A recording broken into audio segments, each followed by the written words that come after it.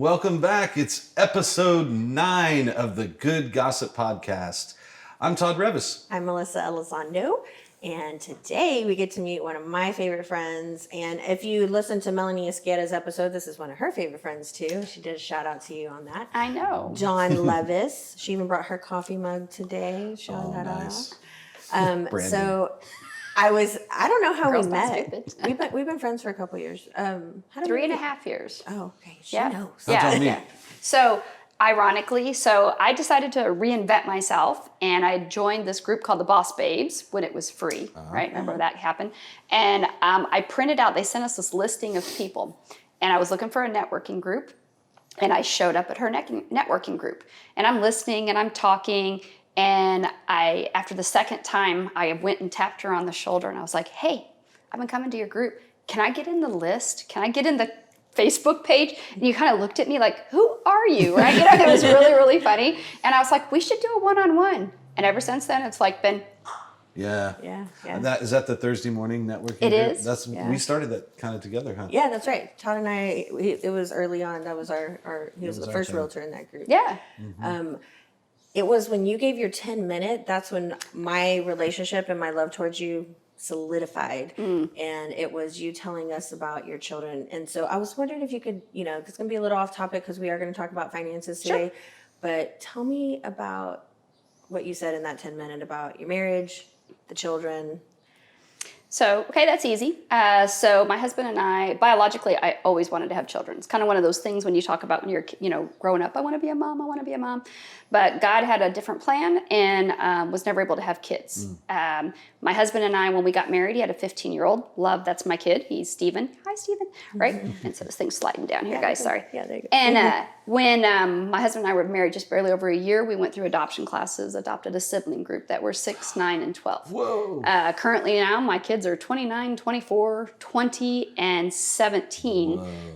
But my kids were in foster care for 5.5 years and had 3 failed adoptions. So when people talk about kids and crises, in fact, there's a huge, ugly crisis, not to be off topic, but like real ugly crisis. We're still vested very highly in the foster adoption organization. I'm on the board of directors for True Light.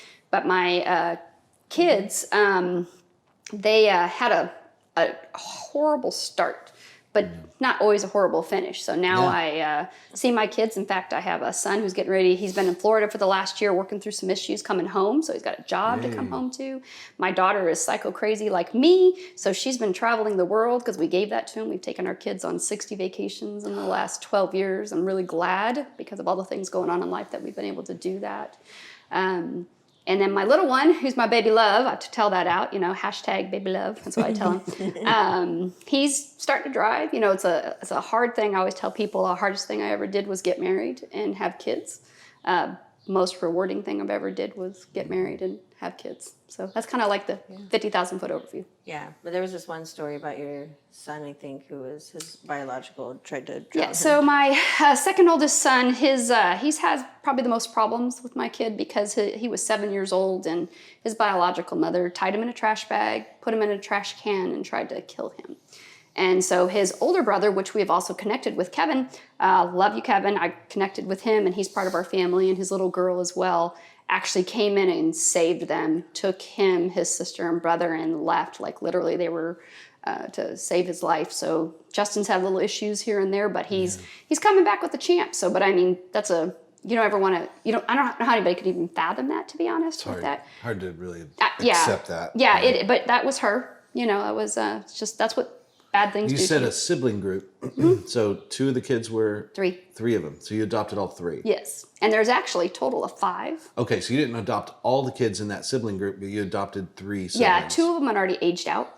They were 18 and older. How old were the kids when you got them? 6, 9, and 12. Okay, so that's good. You've had some time with them to shape them. Yep. They've been with us longer than they've been with anybody else. Good. So you worked with, what was it, Sam's Club? Or where did you work? Walmart as a whole. I worked for the whole company, 15 years. My degree's in business HR. Yeah, and then what happened? Because one day you decided to be a full-time mom. Yeah, I literally, so I was, I always tell my husband I was the income earner of the house. He was working for San Antonio Water Systems. Public people don't pay you well.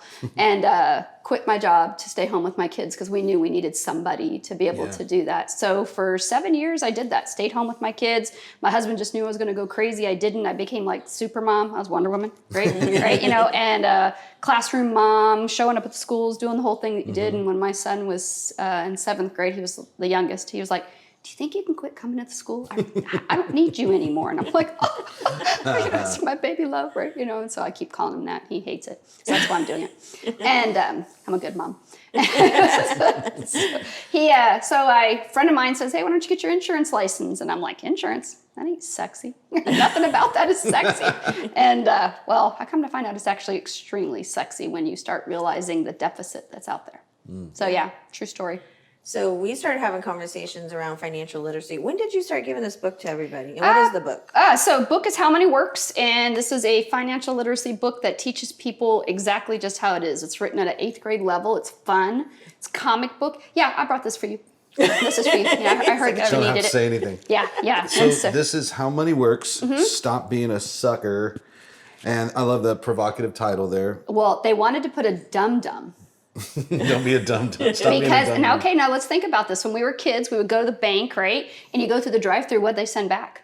Dum. Yeah. There's a reason. Ooh, love that symbolism. And so Tom Matthews and Steve Those are actually Siebold. Actually, you should look him up. How do you know them? So Tom Matthews and Steve Siebold are some of our business partners out of Atlanta. Steve Siebold has actually been in the industry working in finance for probably 20 plus years, works with high-end clients, joined our company to push this because financial illiteracy is the #1 epidemic in the United States. Probably 4 in 7 have no idea of even how to probably balance a checkbook, how much money it is, how it even works, credit card debt, getting a car loan, even understanding what credit needs to be. As a realtor, I'm sure you guys, in fact, I know a lot of realtors that actually help with that. You start learning, you don't realize the stupid things you do as a kid. Absolutely. Yeah. Or when you go through divorce, or when you... Or everything, yeah. One of the biggest things is credit cards and joint purchases. Oh, yeah. That when a divorce happens, the creditor, the person you're paying monthly, doesn't care Nope. if you got divorced or not. They just know that you owe them that money monthly. And a lot of people think, oh, that's over. Nope. No. And even if it's in your divorce decree, because I had that happen, Yeah, actually. they don't care about divorce decrees. I've had that call, and I'm like, yeah, no, that's his. They're like, your name's on it too. I'm like, I say something. I wish I could, as a realtor, when I was going through that part of it, working with buyers and helping them figure out how qualified they might be and getting them in touch with someone. I wish I could be there the day they got divorced or the month before. And I wish they hadn't gotten divorced. Right. But if they were going to do it, there's a way to do it, and they just don't get counseled right there. Yep. It's funny that you say that because that's my whole passion. I tell people all the time, I just want to teach you. I just want to educate you. Let me show you. And then this is what I say when I was talking about how it wasn't sexy. The reason it's so sexy is I wish I'd have known through this. And I'm a product of my product. I literally have gotten myself out of debt completely. In fact, my husband and I, the only bills we have is our house and car payment. And it's actually intentional. Having a specific, some of my favorite numbers or words is OPM. I love other people's money. It's one of my favorites. Opium. Not opium, but OPM. It's not that kind of podcast. Yeah. But no, I talk about that. I educate. A lot of the financial professionals that are out there, they actually don't do that. They don't talk about certain OPM, talking about where to put your money, why you should put it, how safety, tax-free money. Most people don't even understand about tax-free money. It's hard. There are a lot of being in a non-profit, a 1099 role. Yep, my favorite people. We all are. Every realtor out there is 1099. They own their own business. Yep. And they don't understand when they go into it that they are opening a business. Yep. And that there are certain tax laws and things to protect you and to help you not pay as much in taxes and not go broke. Yeah. And I was a victim of that. I'm still in that testimony. I'm still building that testimony of getting out of those dumb mistakes that I made early on when I started making more money than I'd ever made. But I wasn't taking the taxes out. And I wasn't being organized with that because no one ever told me that. Yep, and I talk about that with people too. When I sit down to them, I'll ask them, I'll be like, so, Melissa, how much money do you want to make when you're not working for money anymore? And they look at me like, what do you mean by that? And I'm like, there's ways to do that. And then do you want it to be taxed or you want it to be tax-free? And they're like, what do you mean I can tax? And I'm like, well, let me sit down and talk to you. So that's why I've been really on a mission. This book, I want to get it, especially here in New Braunfels. I want New Braunfels, I'm stealing this from you, Lorraine, so when you hear this, I want New Braunfels to be the most financially literate city in the United States. That'd be nice. I'd like to be one of those people. Yeah, well, and not a stat. Yeah, right. But think about how cool that would be, how that would change our community, how it would change our giving, how it would change the way we look at different things, house buying. It literally affects so many different things. But it starts in high schools. It starts in middle schools. I mean, seriously, when you were sitting at home when you were a kid and did you go up and say, hey, Mom, how much is the mortgage and how much was the electric bill?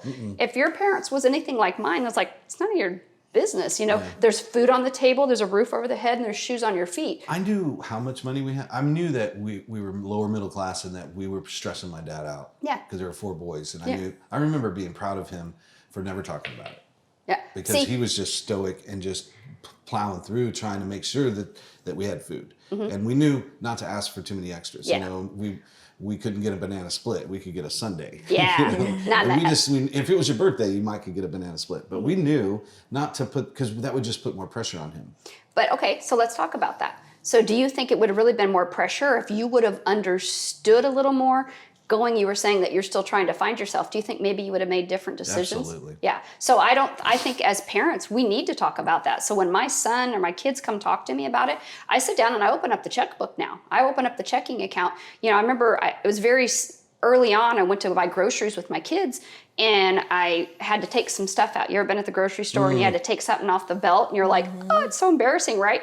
And my daughter looks at me, she goes, I don't understand. She goes, just pull out your card.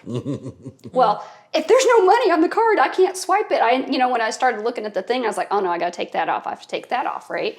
So it's why I'm also passionate with business owners, because one of my other favorite books is Profit First. And it teaches you, if you as a business owner haven't read that book, read that book, and I run my business that way. So paying yourself first, putting money away for taxes, kind of like what you were saying. And I tell people why they want to pay themselves.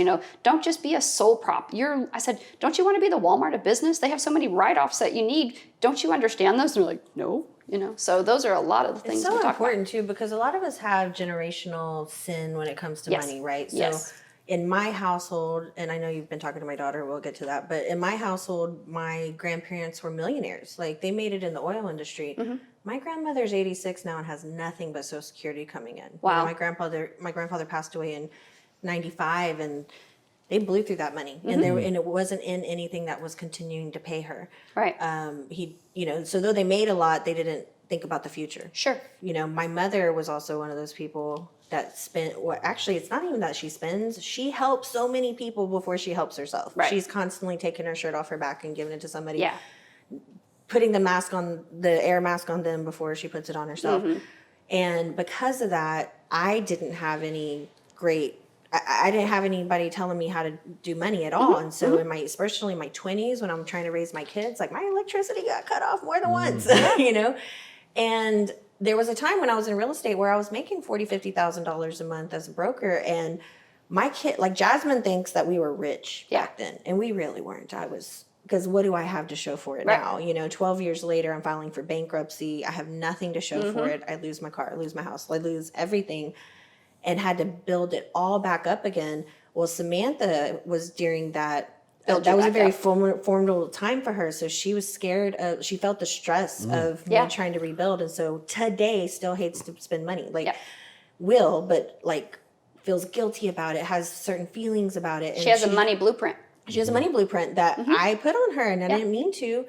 And Jasmine, on the other hand, when we were rich, rich Jazz, she learned about, oddly enough, compound interest in high school. I'm not sure how that got brought up because it usually isn't. And she was like, man, have you heard about compound interest? So I took her to meet with our then financial advisor, and he sat down and said, no, it was actually Jim Wismiller, but he showed her what that looked like. And okay, if you put this much money $2,000 by the time you're 18 and never contribute to it again in this certain account, you will retire with $1.5 million or something. And that opened up her eyes. And after that, she became very curious. And she started investing when she was 15 and with an account that I had on my name. Those accounts are still open. And then you gave her that book. Yes, I did. She met with you, you gave her that book, and she texted me and said, that book is a game changer.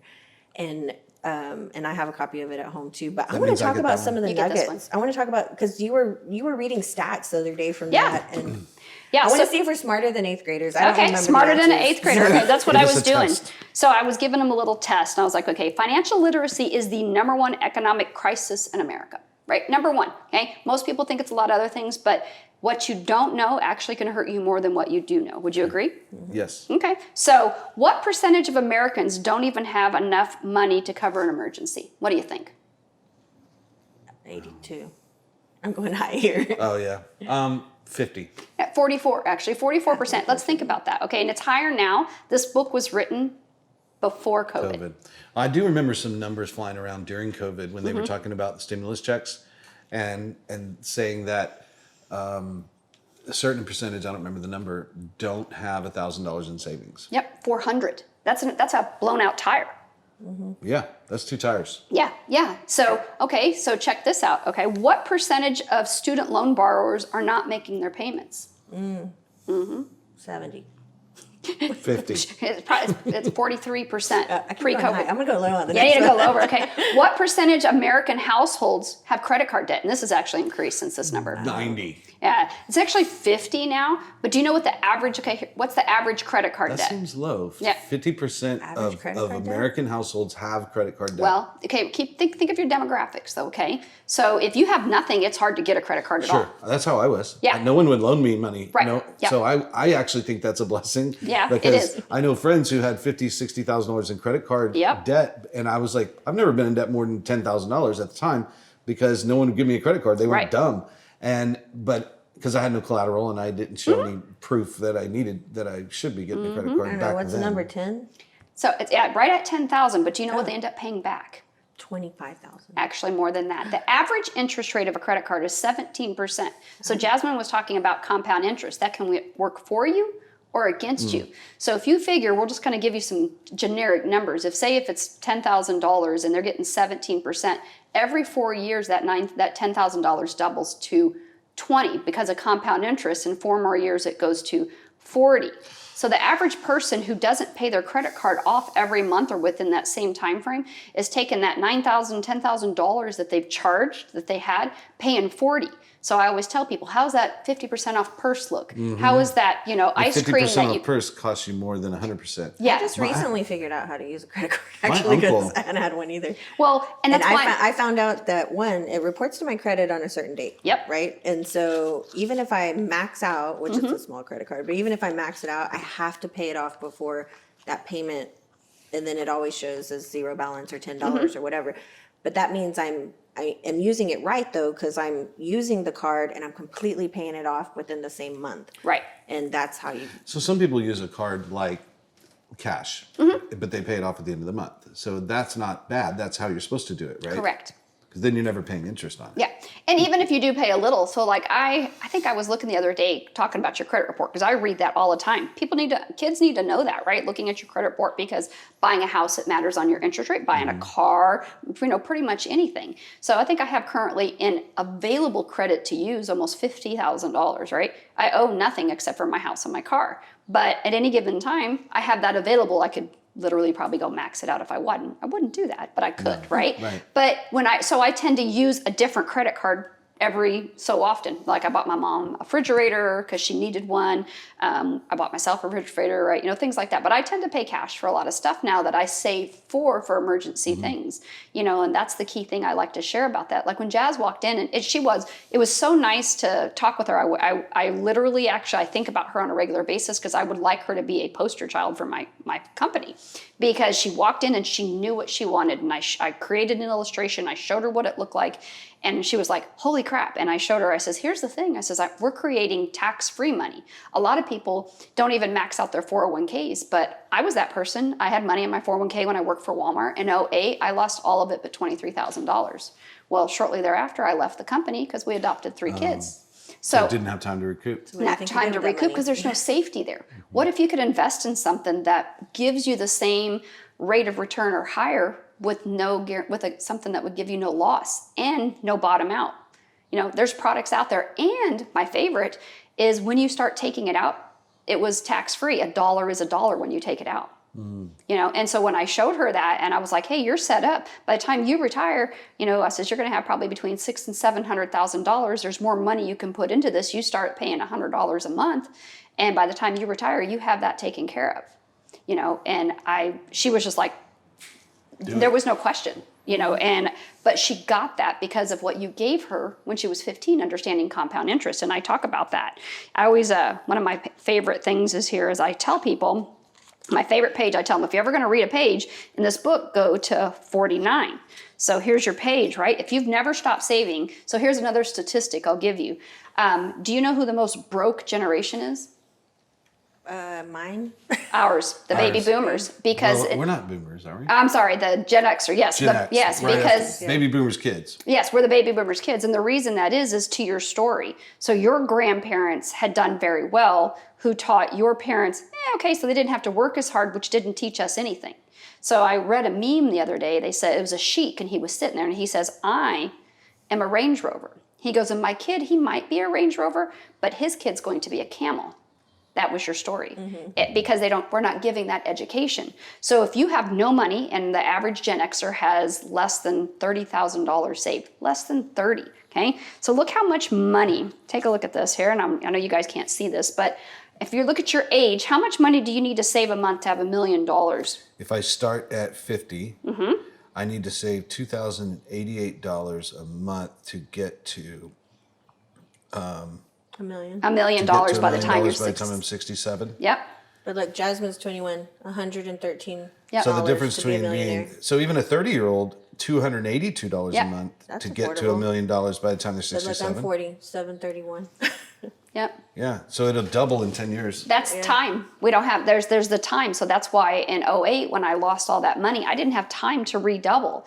And the thing about a 401k, 403b, 457, okay, all these numbers I'm throwing out there, right? You're like, what? Right? Those things don't have a guarantee. They go up and down with the market, but if the market drops, there's no protection. And I teach people, I says, you can't put all your money in something that has no protection. And we've been on a bull high. What does that mean? Is the market's been just cranking, right? It's going to drop. And people that are thinking they're going to retire because there's so much money in their 401ks, they're going to be shocked. And they're going to have to they're not going to be able to, do that. And I tell people, anybody that's 59 and a half, you can protect your money, even if you're still working. You can put it in something to make sure you never lose that. But people don't necessarily understand that. Yeah.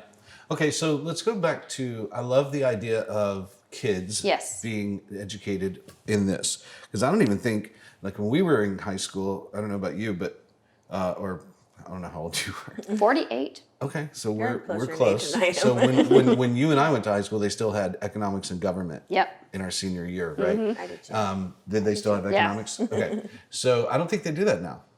Not Oh, in really? the same way. Wow, I didn't know that. No, I had a class because I was just trying to get out of there as fast as I could, and I wasn't planning on going to college or whatever. Long story.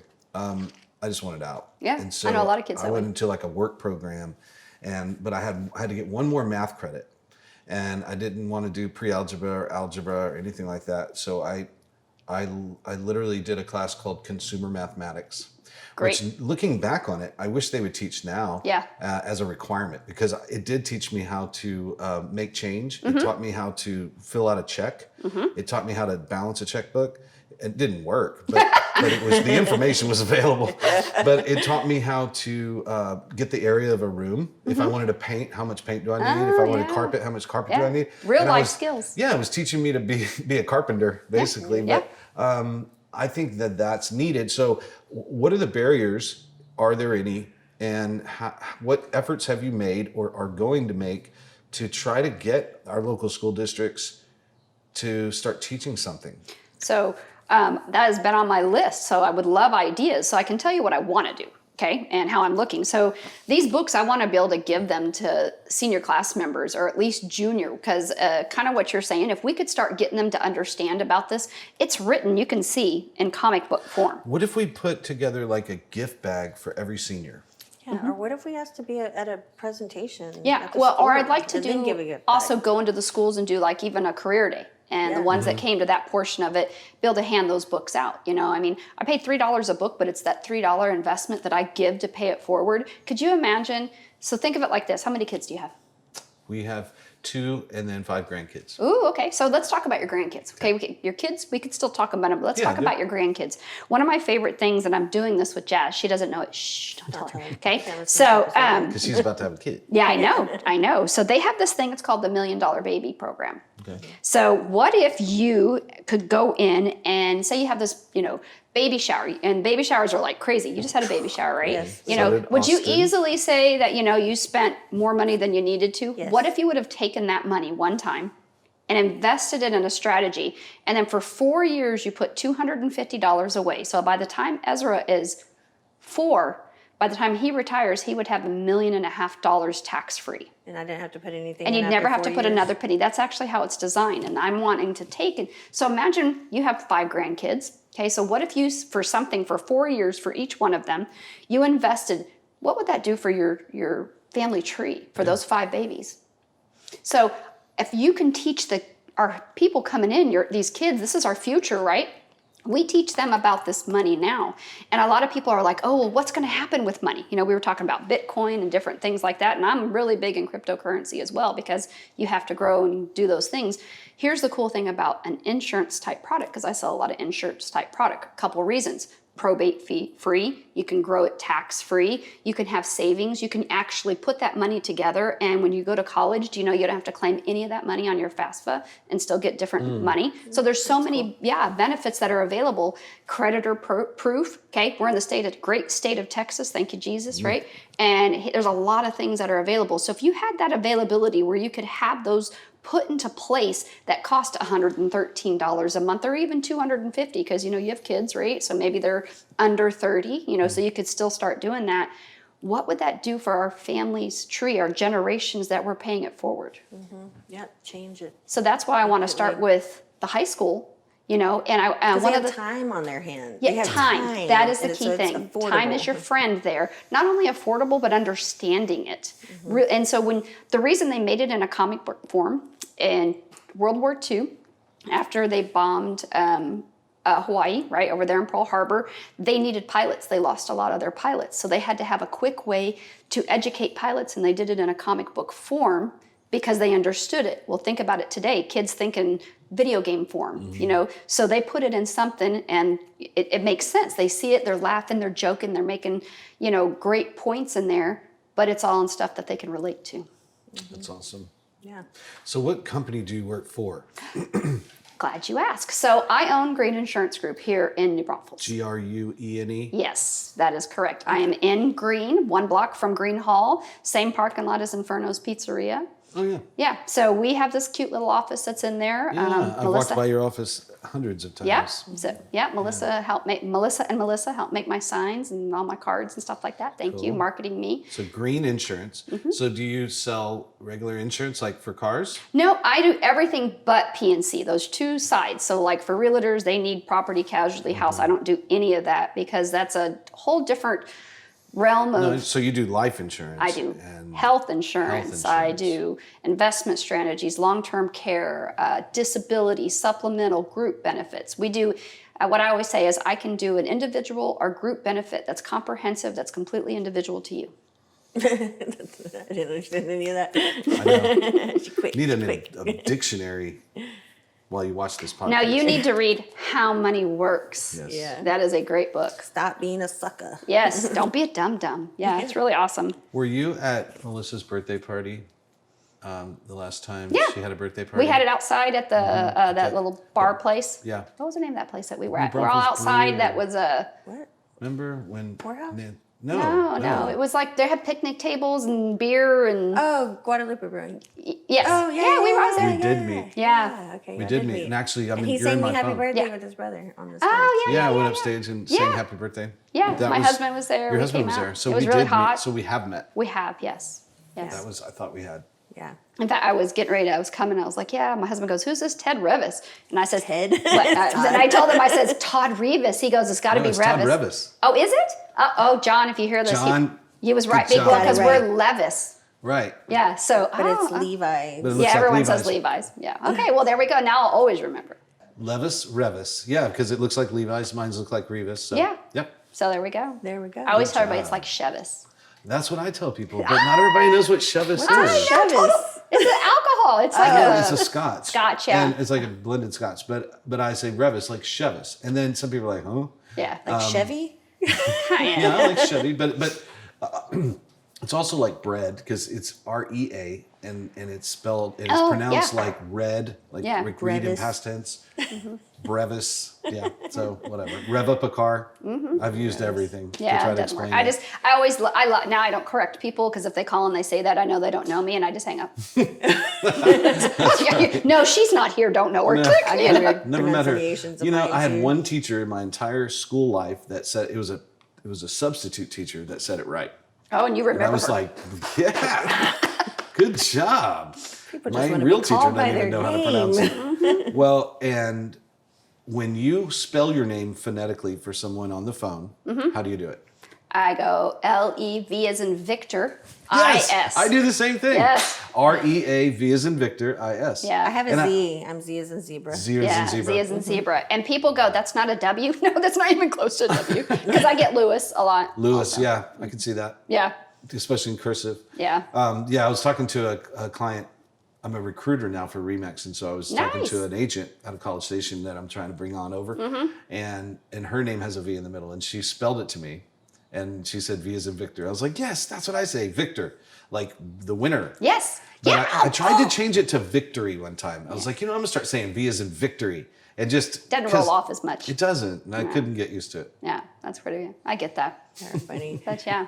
All right. I'm glad I got this platform. Yeah. So you can Really share how to say your share How to name. say my name. Yeah. I always told my family, I'm gonna be famous one day, and I'm gonna fix Revis, and everybody in the world is gonna know how to say Revis because because I'm gonna be famous. And none of y'all are famous, so I gotta be famous. So if you're like me, you're going to call him Revis from now on just to get on his nerves. Activate him. Yeah, that Revis. makes Well, sense to me. and because of the timing of my life and when I grew up, I became Beavis. Oh, Beavis and Butthead. Beavis and Butthead. Yeah, we had ruined totally me. diverted this podcast to something totally new and very much 80s. That is awesome. I You love know, it. Melissa and I were guests on another podcast last week called Total Nonsense. Oh, and it's great. That would have People been fun. It was fun because they don't have any rules. It's just fun.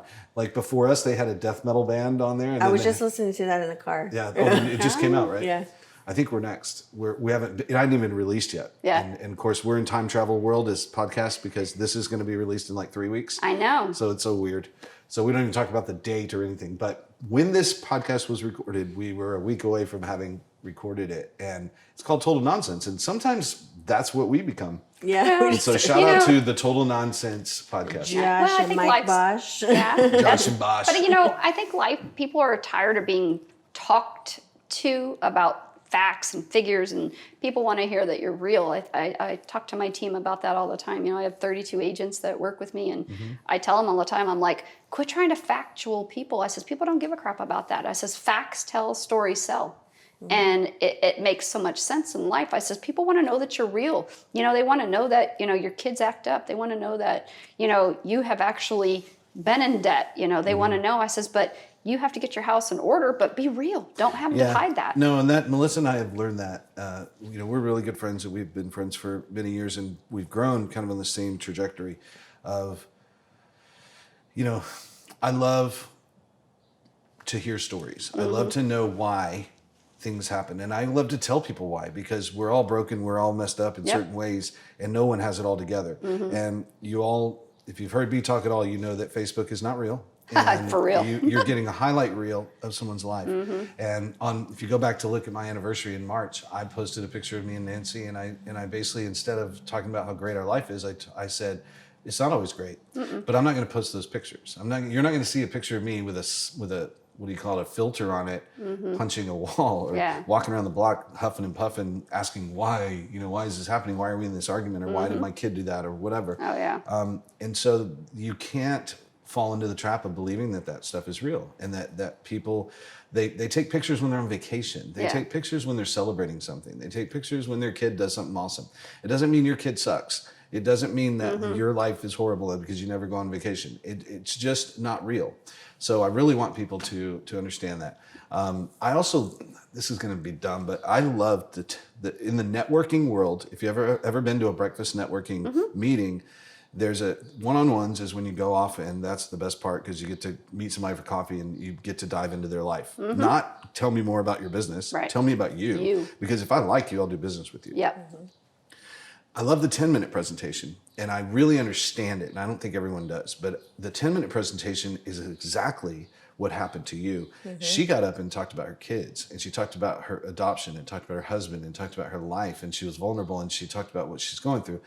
Oh, and by the way, I do insurance. Yep. Well, it's like, I don't care what you do. What do you sell? I'm buying because I like you now, and I see your heart now, and I want to get to know you, and then we'll just do business. That's what happened to you. You fell under that spell of she's real. And that's when actually the next several 10 minutes after that, we stayed on that trajectory. We should do that again. I know, that was good. And Everybody told their story. They tell their story because we don't care. Yes, you sell insurance. So does he. So does she. Yeah. I want to do business with people that I care about and that I know care about me. And so when I did my one-on-one or my 10-minute, back when I was doing that, I would bring up my singing, my quartetting, my chorus, my grandkids, my wife, and it was like nothing about real estate at all. They know I'm a realtor. Yeah. They know that if they have a referral, somebody needs to buy a house, they're going to tell me because they like me. And so I just love that. And I'm trying to live more of that, more real and in my daily interactions, let's be vulnerable and let's tell people what we're really doing. We made a commitment to our networking group. When was that? A couple months ago. We reconvened and you came to me and said, we need to be serious about this because they're basically our family. Like we are more than networking group. Like agreed. We are so close to everybody. You're more than in referral there. givers. Yeah. Well, and I'm not, so no offense to anybody who's watching this, but I am not a network group hopper either. I only go to one. Yeah.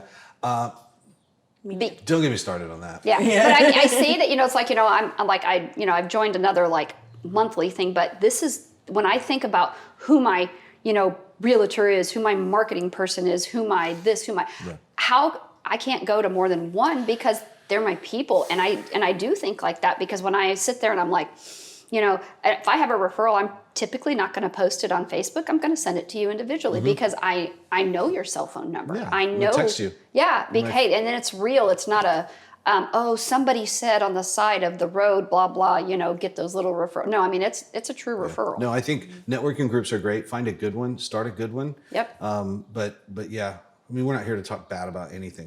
No, but I think they work great and they build relationships. It's the true collaborate. You know how people pick words every year? My word this year is collaborate. It is because I think that's why I want to do this so much because if we collaborate and change, people can change the future. There is ultimately so much good out there if we can just collaborate together and share it. I don't care if 15 people are in insurance. Let's work together because there's enough business for everybody. Bingo. And when I talk to a realtor and I say, I really want to have coffee with you and just kind of hear about how you do things and tell you about what we're doing over at RE/MAX, I genuinely, even if they're like, I'm never, ever, ever, ever leaving my broker. Okay, let's still have coffee. Yeah. Because I know it makes me weird, but I want to meet you.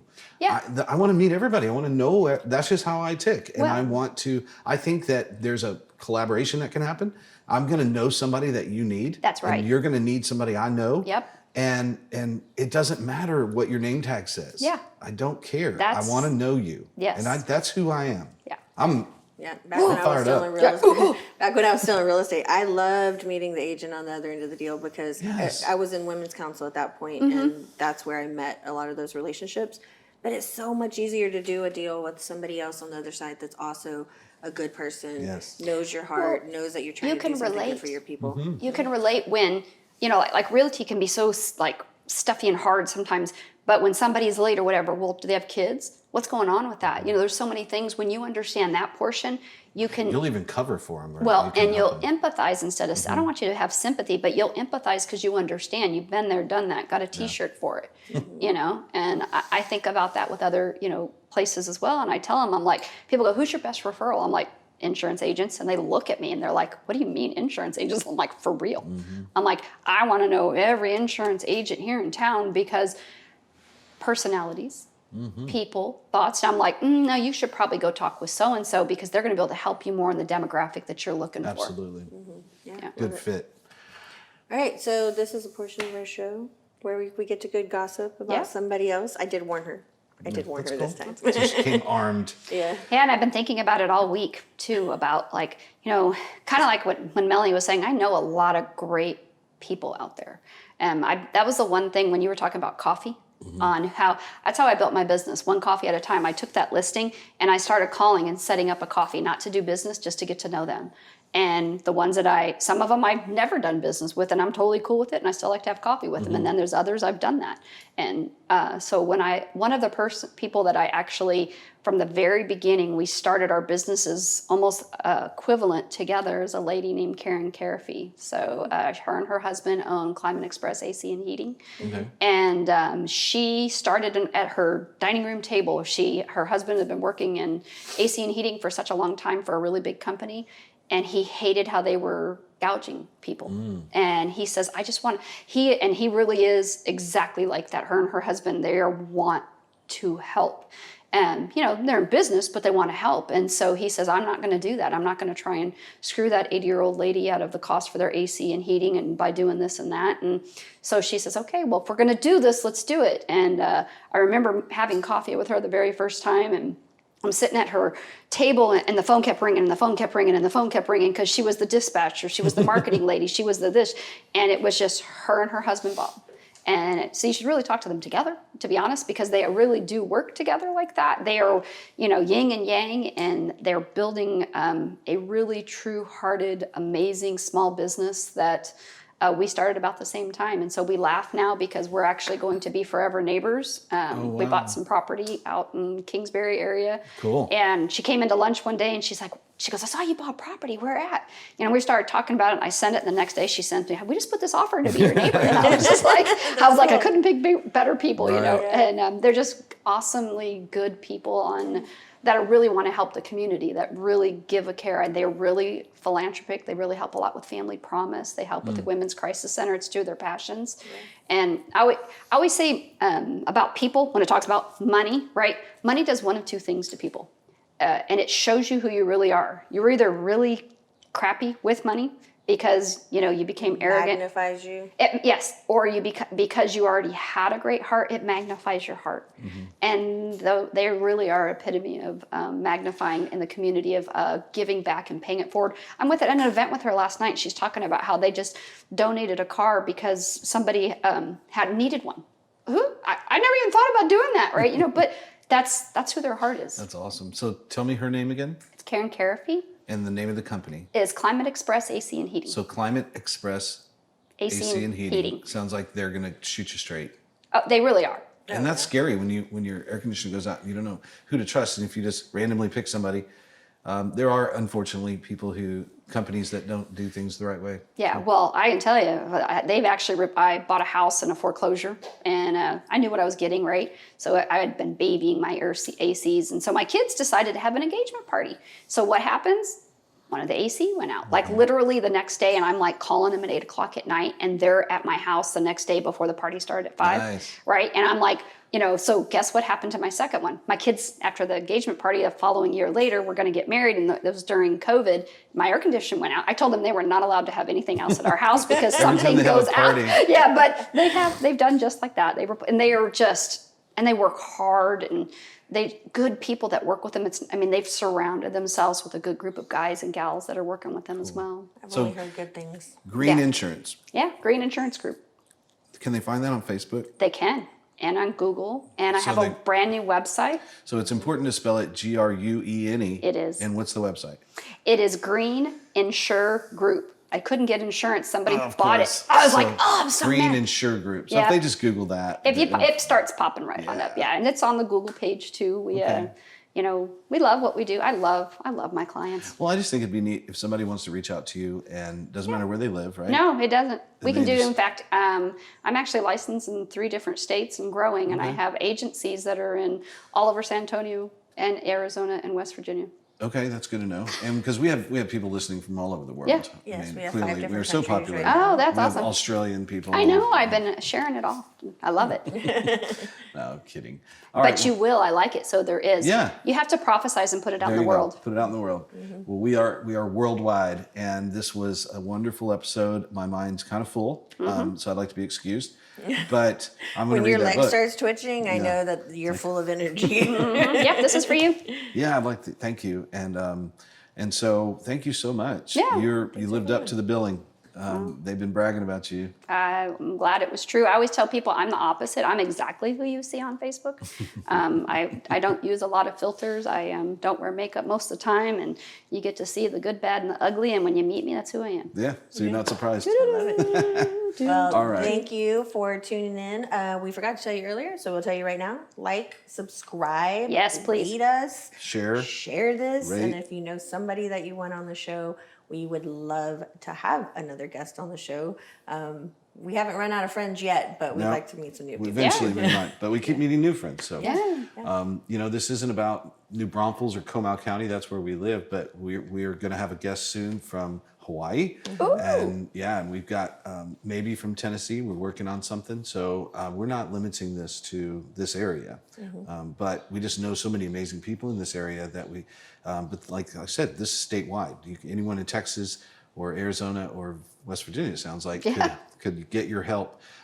So check it out. And if you want to find a way to help the kids in your community, change that generational financial education, we'd love to be a part of having that happen. Teachers, call me.